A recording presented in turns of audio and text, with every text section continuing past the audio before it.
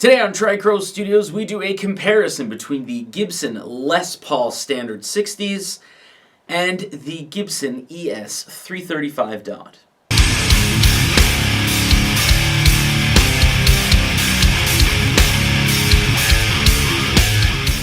Now very quickly, before we get into the sound samples, just a few things I want to get out of the way here. This is a 2020 Gibson Les Paul Standard 60s. And this is a 2000 Gibson ES 335 Dot. Note that this has a figured top and a figured back, with obviously the dot inlays. This does still have a slim tapered neck. It is poplar and maple with a mahogany neck on it with a rosewood fretboard, which is the same as what comes out now. However, the new ones, in order to have them figured, obviously it's a little more money. And they do have the block inlays. And the pickups in this one are classic 57s rather than the new ones, which are T-type. Not to be confused with T-type. Maybe later. Morello position, Hetfield position. Morello position, Hetfield position. There's also quite a difference when you're playing seated. If you are shorter like myself, it may be a little more comfortable for you to play with a Les Paul, because your arm's not up here, I guess. And there's not a top cutaway, so it's not kind of digging into your sternum. But to be honest, this is very comfortable to me, even though I am a short fella. So yeah, maybe it is an issue for you, maybe it isn't. I'm also using 10 to 46 strings.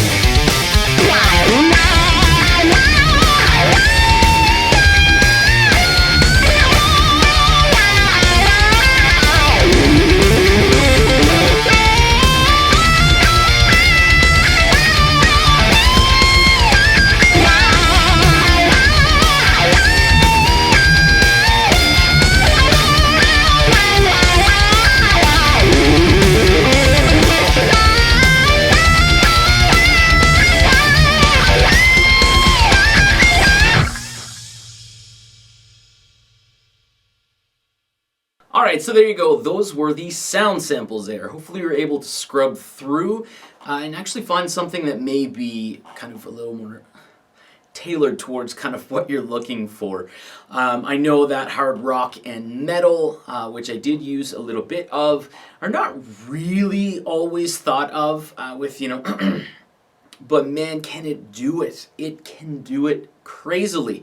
And when you drop this, like, drop the tuning, not drop the guitar.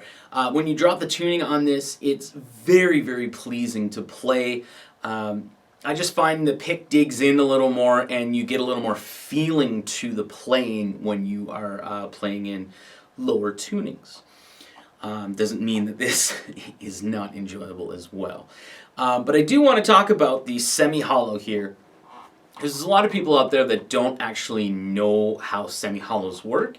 So it's not a full hollow body here. It's not like a thick one either.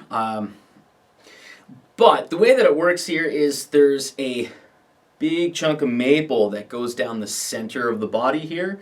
And then there's the sides that are hollow. That's kind of how things work. So it's a solid piece of maple and the sides are the hollow ones. Is not to be confused with the hollow body, which is a little different. The semi-hollows, you don't really deal as much with possible feedback as you do with the hollow bodies. It can happen, although a lot less likely. And then honestly, if you're gonna get feedback, you might be a little too close to certain things. If you're getting it, you might get the same feedback with this that you do with this as well.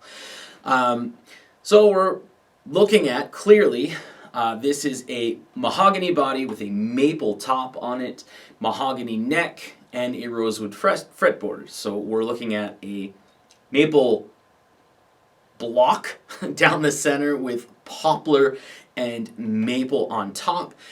This again is a veneer that's on here. So this is a maple cap. This is a maple veneer. So it's a thin slice that's put onto the top and the back and the sides.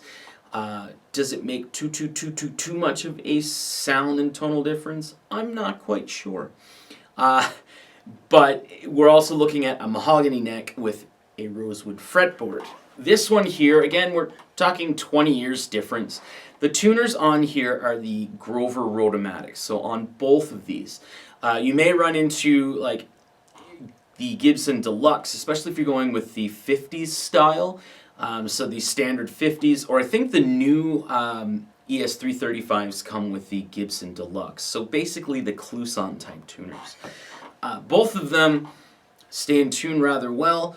A lot of people, because of the way that the strings actually come out of the nut and go in, a lot of people will complain about the G string, but honestly, if you just tug on your strings, always tune up to pitch and tune it like 3 times.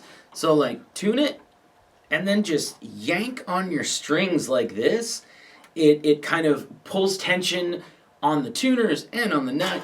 And I do that when I tune it 3 times. I do that 3 times, and you can watch my videos and you can see how much I bend. It is a lot, and it stays in tunes for hours, basically. There's definitely a big difference in feeling when you're playing these. This one here, I don't really know how to explain it. You feel the semi-hollow a lot. Doesn't necessarily mean that it's a dull player compared to this one here, because you're definitely going to feel a little more of the entire body with this because it's solid. However, this one here does have a real ABR1, so it's drilled into the body rather than like the dowel system that's on this one. And I believe that really helps with it. But this feels a tiny bit pluckier than this one here. That's really all I gotta say. I think I want to buy an ES 339, get the figured model, but that'll probably be like in a year's time. I also want to get 2 Explorers, a Jazzmaster, and my list is too much. Thanks for watching.